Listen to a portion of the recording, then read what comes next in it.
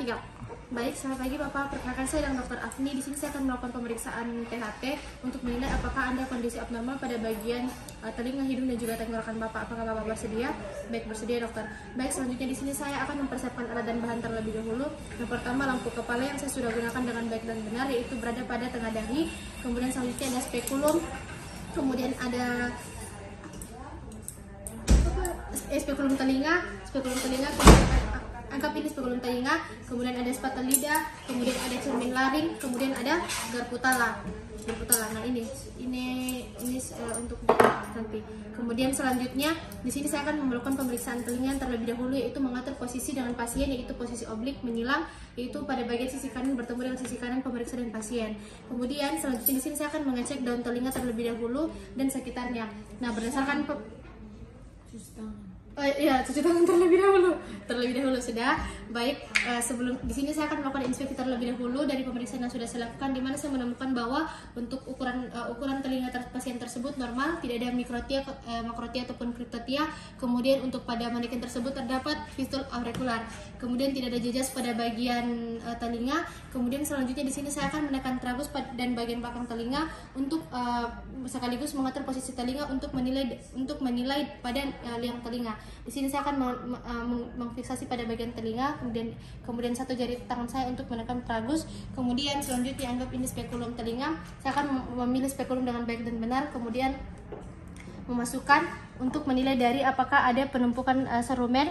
Kemudian selanjutnya untuk menilai dari membran telinga, membran timpani apakah ada perforasi atau tidak.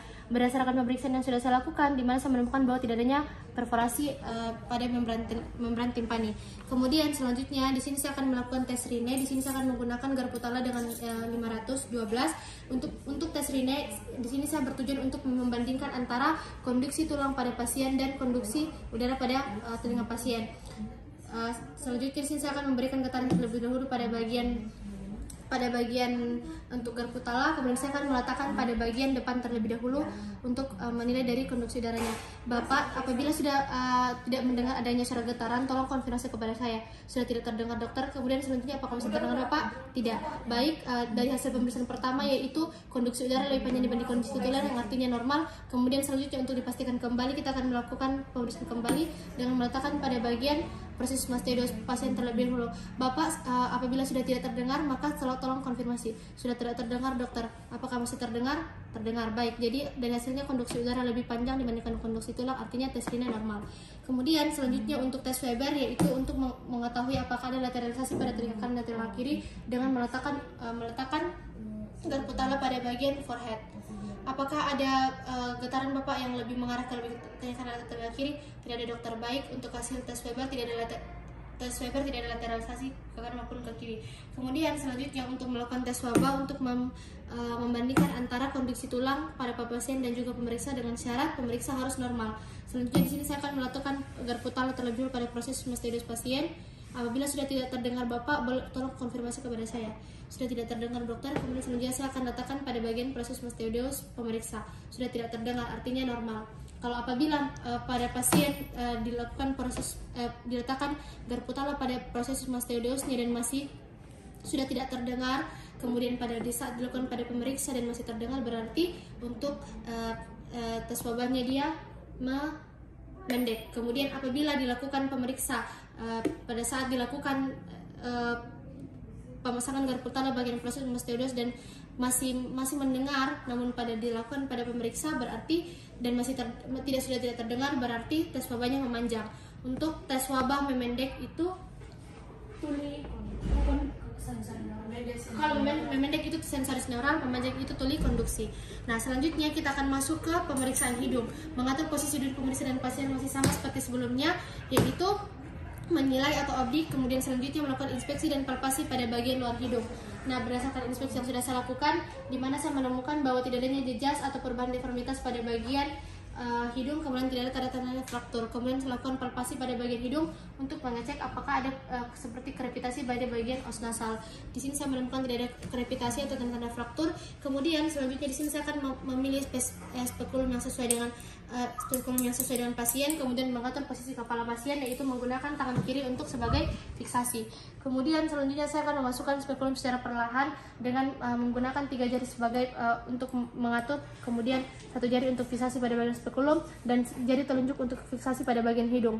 Kemudian selanjutnya memasukkan spekulum secara baik dan benar dan membuka spekulum. Kemudian di sini saya akan menilai dari untuk mukosanya tidak ada hiperemis, kemudian tidak ada penyempitan dari konka, kemudian untuk septumnya juga septum terlihat. Kemudian selanjutnya saya akan membuka spekulum dengan baik dan benar tanpa menutup secara rapat terlebih dahulu secara perlahan.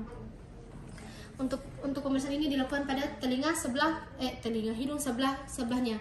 Kemudian selanjutnya melakukan sinus paranasal, yaitu melakukan palpasi sinus pada frontal untuk menekan pada bagian dari medial dari anis untuk menilai apakah ada nyeri Bapak. Baik, tidak ada nyeri. Kemudian selanjutnya pada bagian maksilaris, apakah ada nyeri Bapak? Baik, tidak ada nyeri. Jadi tidak ada tanda-tanda peradangan atau sinusitis.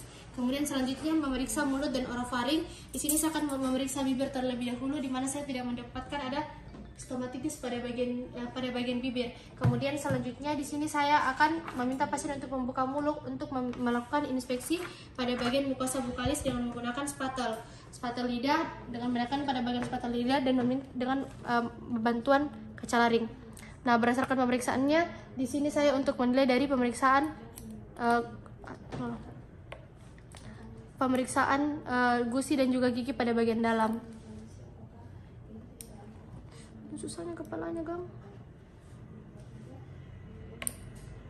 Tidak ada apa kalau misalnya kalau gigi tadi salah?